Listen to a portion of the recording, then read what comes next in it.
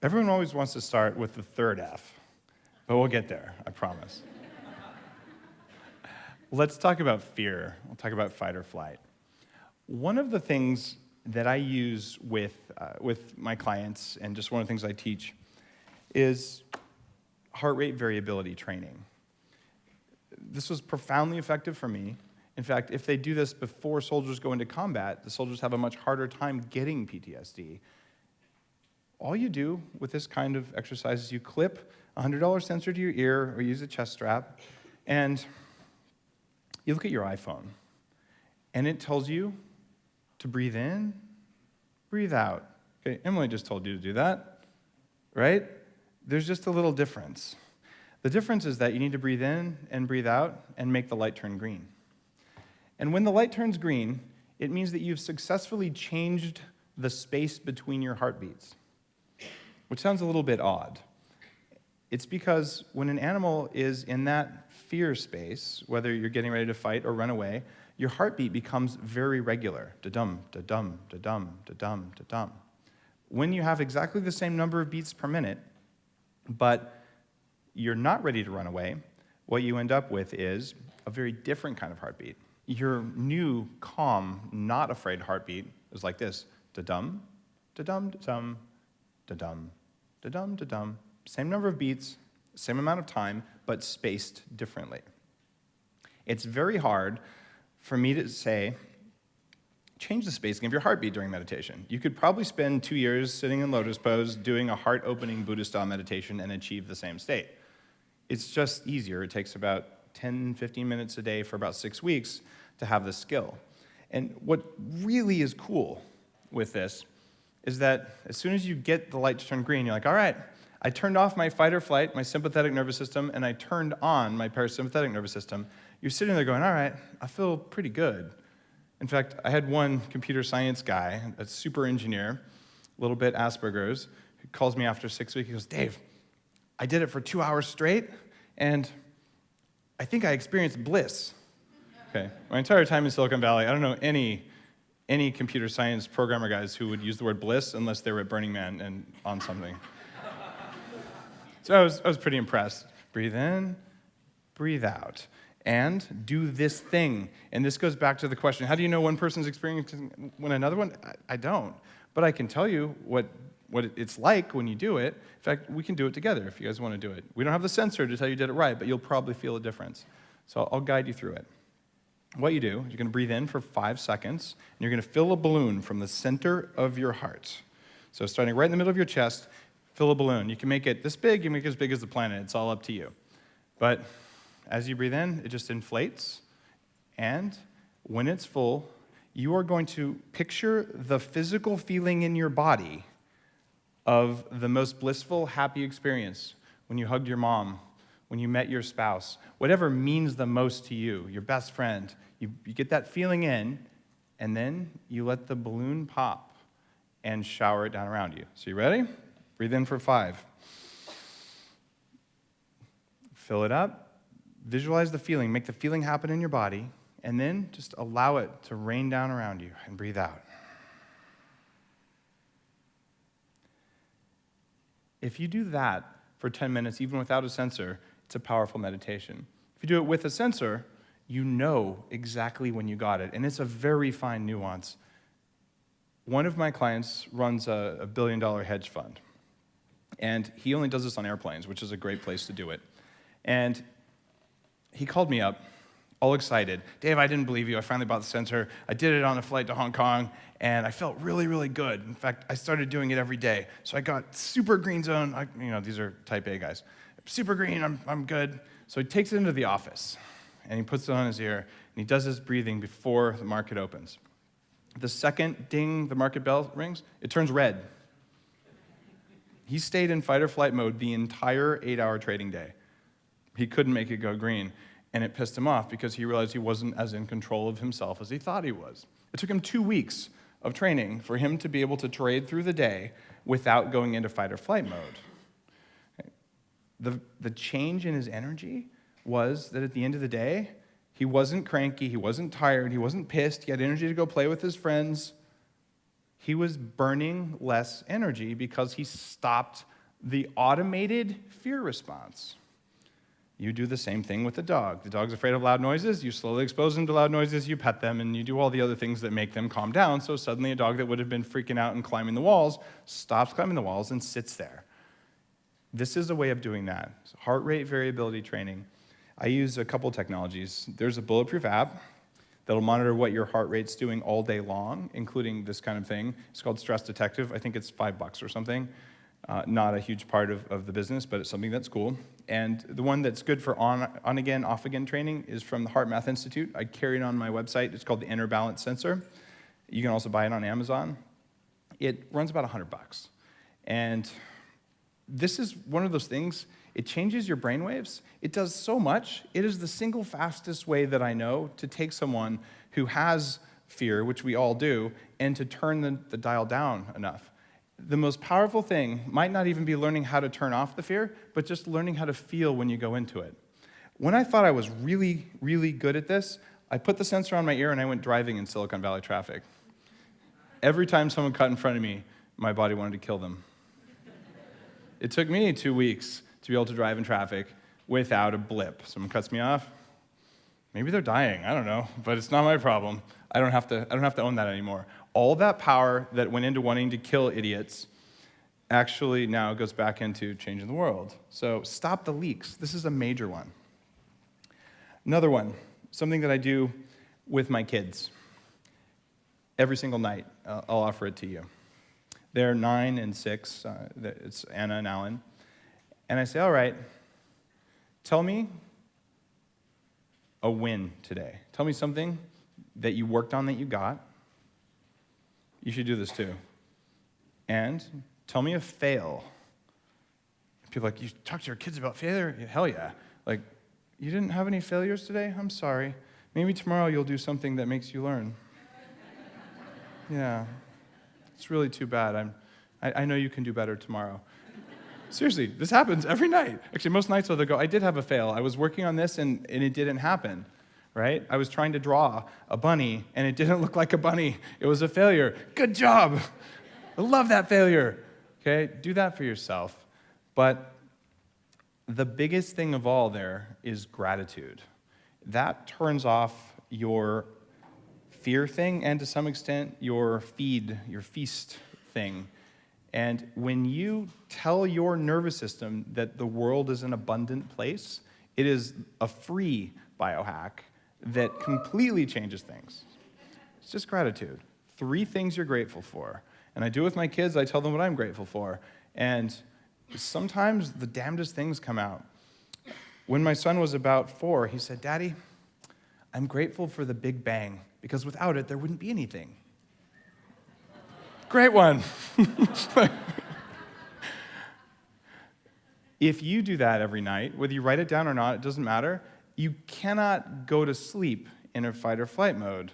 What that's going to do is transformative, because it will improve the quality of your sleep. I have no doubt that you're going to hear from several people over the course of this week and probably every week telling you sleep more, and I would respectfully disagree. Sleep better is more important than sleeping more. Sleep as much as you need and as little as you must. Because you slept so damn good, you're ready. And part of the way you go to sleep at night and you go into deep sleep and you have good dreams is you practice gratitude before you go to sleep. It could be the worst day of your life. I'm grateful I'm not going to have another day like this. Boom, gratitude, okay? Always. It's a requirement. We talked about sleep. If you don't get enough sleep, guess what your body thinks is going to happen? You're going to die. All the body cares about is not dying and making sure you live long enough to reproduce, and then you're done. Okay, that's the meat operating system.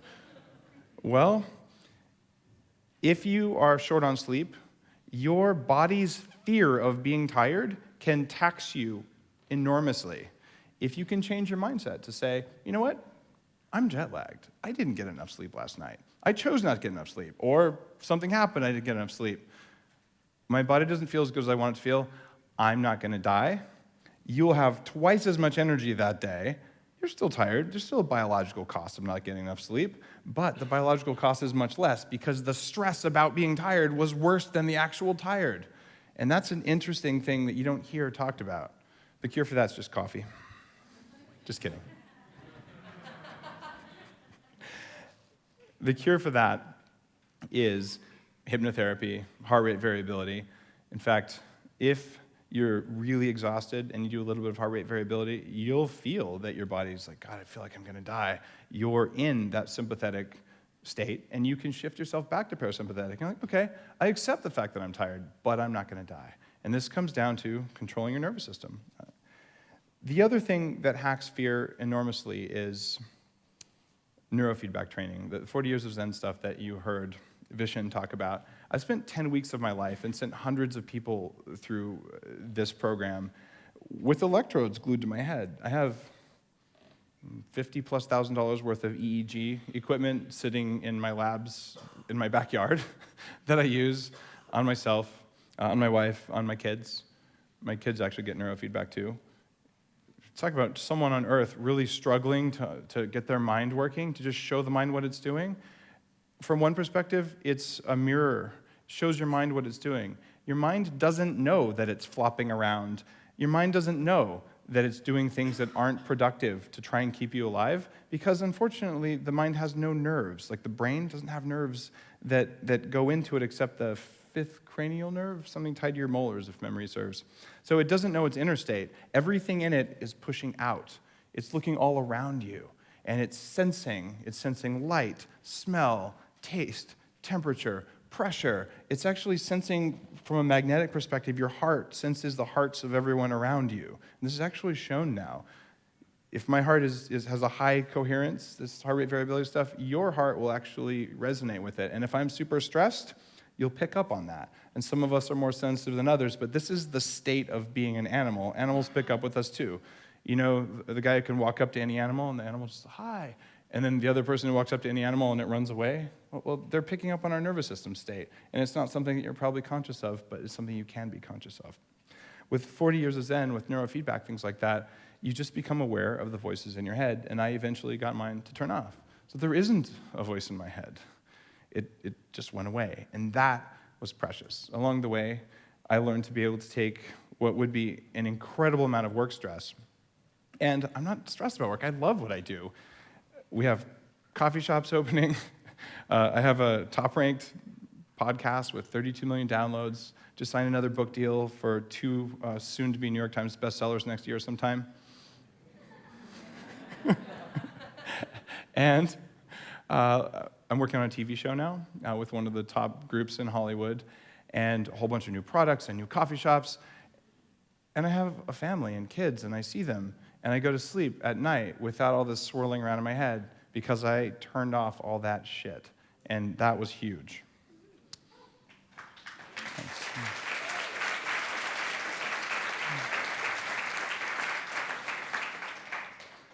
Now, I spend a lot of time on fear because it's such a big thing. But let's talk about those damn cookies, all right? If your body is partitioning energy wrong, i.e., it's going to your butt, not to your brain, then you have an energy problem. You're eating too much sugar, you're eating the wrong things, you're eating too often or not often enough, your blood sugar swings. When your blood sugar swings, the brain says, I don't have enough energy. Guess what it thinks is going to happen when it doesn't have enough energy? I'm going to die. You think it would think of some other things, but apparently if you want a species to live forever, you really get them focused on death. So it says, all right, I'm going to hack my blood sugar. I'm going to squirt out some adrenaline. I'm going to squirt out some cortisol. It's going to raise my blood sugar. Guess what adrenaline and cortisol trigger? Fight or flight. So all of a sudden now, all day long, you're trying to be in this calm and focused state, and then you ate stuff that triggered a blood sugar spike and a blood sugar crash, and you have a problem there. The reason that I wrote the Bulletproof Diet wasn't to lose up to 1 pound a day, which is what you put on the cover of books when you want them to sell a lot. It was actually so people could have more willpower. And I couldn't convince my publishers that willpower was a big selling point. But that's why I would gladly weigh 100 pounds more and feel this way. I'm already married. I already have kids. right? So it's not that it's not that important that you look a certain way. It's important that you feel a certain way. And when you have stable energy delivery to the brain, your willpower goes up dramatically because your brain stops worrying about these crashes. What's for lunch? What's for lunch? You don't care what's for lunch because you have enough energy. In fact, you could skip lunch entirely and you wouldn't care. And you'd be able to keep bringing it all day long. And I can run circles around the 25-year-olds who work for me. I'm 43, and I couldn't do that when I was 25. I have more energy now than ever because I have stable delivery of energy to my head. There's a 3-letter word that starts with F that causes that. Anyone want to guess it? Fat. Exactly. And I think Mark Hyman's going to mention fat at least once. He just wrote a New York Times bestseller also. Eat Fat, Get Thin. That's a good book. I also like the Bulletproof Diet. But the whole point there are certain fats you can eat that trigger different feelings in your body. And when you do that, the voice in your head that says, eat, eat, eat, eat, eat, shuts the hell up, and you win. The reason I have, for probably 8 years now, had Bulletproof Coffee every morning is because I don't care about food when I have it for breakfast. I had it for breakfast this morning. Not because I'm trying to sell you guys on Bulletproof Coffee. It won't change my life if you choose to drink it or not, but it'll change your life. And it's that big of a thing. You can also do some advanced techniques like bulletproof intermittent fasting.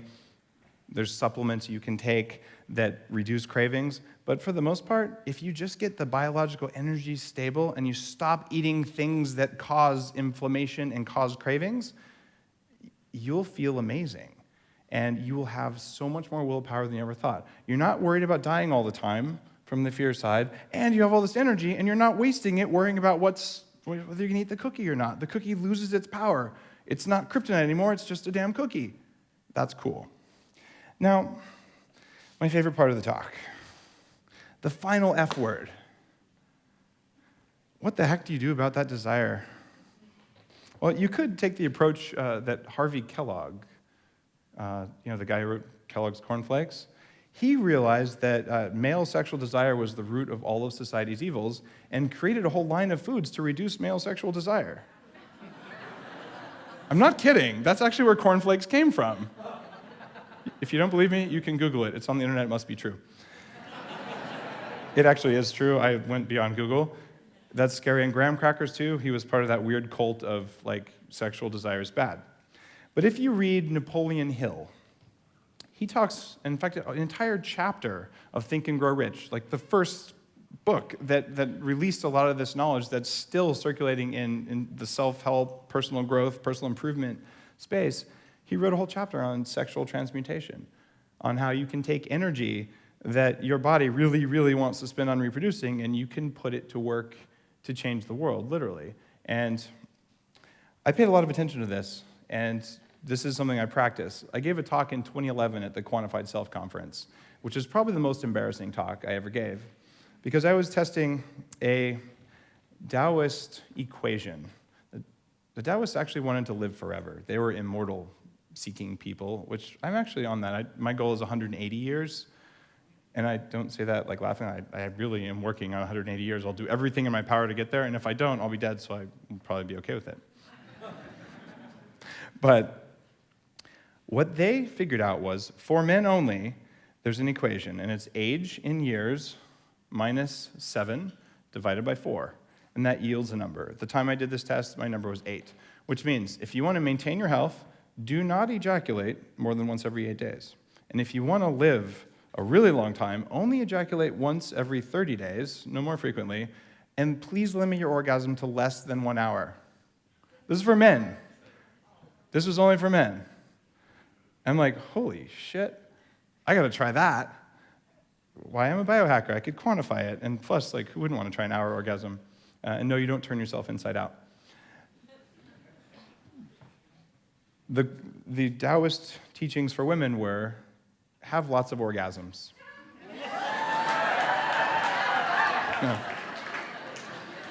Now, you see the problem here.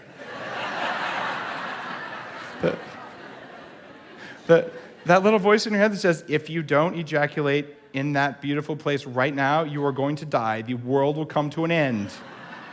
Okay? you got to get control of that voice in your head if you're going to try and do that, or you have to have a wife who's really willing to cooperate with your bizarre experiments, which mine thankfully was. So in this talk, I actually graphed my daily happiness level, my satisfaction with everything in my life, with my frequency of sex and frequency of ejaculation. That's an embarrassing talk, because here's the experiment when I tried to go 30 days, and on day 24, there's an oops. All right, let's start over. It's the video's online, one of the more embarrassing talks I've given. But I can tell you that my happiness level was so much better when I ejaculated less. There's also a really cool thing that happens. You could draw the math for it. The less often you ejaculate, the more often you have sex. Because you're like, I'm still horny. I have to have more, right? And that brings the woman to more orgasms, which makes the guy go, I need even more sex. So it actually improves your sex life if you don't, I don't know, what's the polite word for it? Don't shoot every time? Whatever the right word for that is. When you have mastered that Labrador inside you that says, if you don't ejaculate right now, the world will end, and you teach it to sit down and shut up and to ejaculate when it's allowed to, just like the dog with a piece of popcorn on its nose, number one, you'll be a damned good lover. And number two, your ability to do things in your life will change in a way that you would never believe. I've had Bulletproof followers, people I've coached, like, Dave, I went 30 days without masturbating, 30 days without ejaculating. I got a $30,000 raise. I started a new company. And I'll tell you, to this day, that Taoist equation is one that I follow, and there's no way in heck I'm going to walk around ejaculating all willy-nilly. I got shit to do. Now, on that note, you've just learned 3 F words. And I know I'm going over time by a couple minutes, but you need the other 2 F words that are the most important ones. One of them is feel. Because it doesn't matter if some guru, even me, says something works, and when you try it consistently and you do it right, and it doesn't work, you'll feel it. And that is the most important kind of evidence there is. In fact, it's called empirical evidence, and it is no more or less important than phase 2 clinical trials kind of evidence. So when you see someone say, I practice evidence-based medicine, what they're actually saying is, anyone who doesn't agree with me is an asshole. Evidence-based means I reject most evidence unless it agrees with my theories. Unfortunately, that's how it's used today. There's actually a hashtag for that now. It's called science troll. So when you see someone who comes in and you say, I felt great when I did this stuff, and there's something to this, and they go, that can't have happened, that didn't happen. Dude, they're just a science troll. They stopped listening to the evidence that, I hit myself in the head, it hurts. There's no double-blind trial for that, therefore it doesn't hurt. So that's one thing. Feelings really matter, and you got to listen to those. And the second thing is figuring, the other F word. Read the research. If you're going to try something crazy, look at that, because there's great value in the research that drives evidence-based medicine. But if you do just the figuring and the thinking without the feeling, you'll do dumb things like eat a low-fat diet for 40 years and make the country obese. It doesn't work. You can see if it works. We have mirrors, scales, and also, how do I feel right now? That's the biggest question for you. So now you're all master biohackers. Thank you.